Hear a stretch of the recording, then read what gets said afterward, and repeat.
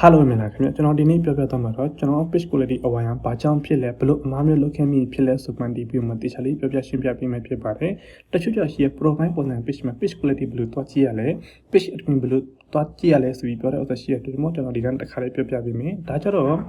profile ပုံစံ page ဖြစ်တဲ့အတွက်ကျွန်တော်ဒီ menu တစ်ချက်နေလိုက်မယ်ပြီးလို့ရှိရင်ကျွန်တော်နည်းနည်းအောက်သွားပြီးဆိုဒီမှာ setting တစ်ချက်နေပြီးသွားမယ်ပြီးရင်ကျွန်တော်ဒီအပေါ်ဆုံးက page setting တစ်ချက်နေပြီးသွားလိုက်ပါမယ်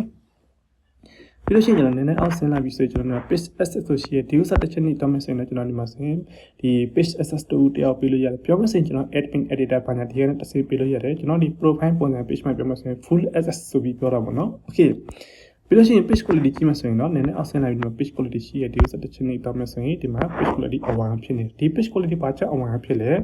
page မှာ community status violation ဆိုပြီးအောက်မှာ rule of spam ဆိုပြီးဘာကြောင့်ထိလဲဆိုကျွန်တော်ဒီနေရာမှာတခြားလေးရှင်းပြပြောပြပေးမယ်ဖြစ်ပါတယ်အခုနောက်ပိုင်းမှာဒီ update အသစ်တွေတိုးလာတဲ့အတွက်ကျွန်တော် rule on spam ဆိုတော့ကျွန်တော် page messenger မှာစကားပြောတဲ့ screenshot ကျွန်တော် page မှာတင်ပြီးသွားမယ်ဒါမှမဟုတ်ရင်တူတယောက်နဲ့ကျွန်တော်စကားပြောတဲ့ဥစ္စာကျွန်တော်ဒီ blacklist အနေနဲ့ screenshot ရိုက်ပြီးမှသူ့ရဲ့ profile မှာ screenshot ရိုက်ပြီးမှ page မှာတင်ပြီးသွားမယ်ဆိုရင် rule on spam ဆိုပြီးထိတယ်အဲ့ဒီဥစ္စာနဲ့ပတ်သက်ပြီးတင်လို့မရဘူးတကယ်လို့တင်ချင်တယ်ဆိုရင်အဲ့ screenshot နည်းနည်း crop လုပ်ပြီးမှအဲ့ screenshot ပေါ်မှာတက်ဆန်တဲ့စကားလုံးမှာရေးထည့်ပြီးမှ page မှာတင်ပြီးသွားမယ်ဆိုရင်တော့ rule on spam က 100% လုပ်ခဲ့ပါတယ်နောက်ထပ်တစ်ခုကျတော့ကျွန်တော် page မှာ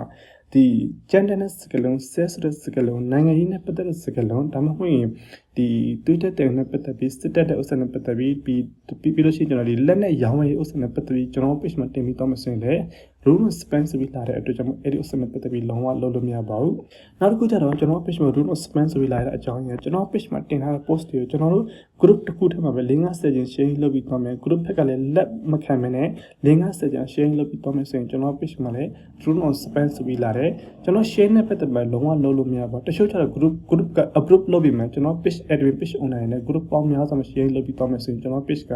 အခက်မလို့ရှိရင် page quality အနည်းငယ်ဖြစ်တော့ခဲ့တယ်တချို့ဆိုလို့ရှိရင်ဒီ rule on spam ဆိုတာတယ်တချို့ကျတော့ page quality တာတဲ့အနည်းငယ်ဖြစ်တော့ခဲ့ pass through မလာပဲ share နဲ့ပတ်သက်ပြီးလုံးဝလုပ်လို့မရပါဘူး sharing ရဆိုကြပထမ sharing လုပ်လိုက်မယ်ဆိုရင်တော့English မှရလို့နဲ့တကယ်တမ်းကျွန်တော်တို့နောက်ကျွန်တော် live show နေပြီးတော့မဆိုရင် viewer ဘာကကြာတော့ဖြစ်တယ်ပြီးလို့ရှိရင်လည်း page မှာခါတိုင်းရောက်တဲ့ reach တဲ့ English မှတို့တဖြည်းဖြည်းကြာသွားပြီးမှ page ကိုအနည်းငယ်ဖြစ်တော့ခဲ့တဲ့အတွက်ကျွန်တော် share နဲ့ပတ်သက်ပြီးလုံးဝလုပ်လို့မရပါဘူးပထမတစ်ခေါက်မှာတော့ reach ကောင်းလို့ထင်ရပြီးမှ share လုပ်ပြီးတော့တဲ့ page ကဆိုးရွားစွာထိခိုက်စေအနေနဲ့အမြင်ကြာလာလို့ရှိရင် page ကိုအနည်းငယ်ဖြစ်တယ်အနည်းငယ်ဖြစ်တဲ့ကျွန်တော်ဆက်လက်ပြီးအမှားလုံးမစင်ကျွန်တော် page က delete ဖြစ်သွားတာပေါ့ဒါကျွန်တော် page ကိုအဝိုင်းအောင်ဖြစ်နေတယ်ဒီ page quality အဝါရအစင်းအပြန်ဘလို့ပြပြင်သွားရမလဲဆိုပြီးမှကျွန်တော်ဗီဒီယိုပထမတင်ပြီးထားတာပြပါအဲဥစားတစ်ချက်တော့ကြည့်နိုင်ပါတယ်ဒါကြတော့ page quality ဘာကြောင့်အဝါဖြစ်လဲဆိုပြီးအဓိကကျွန်တော်ပြောပြပေးတာဖြစ်ပါတယ်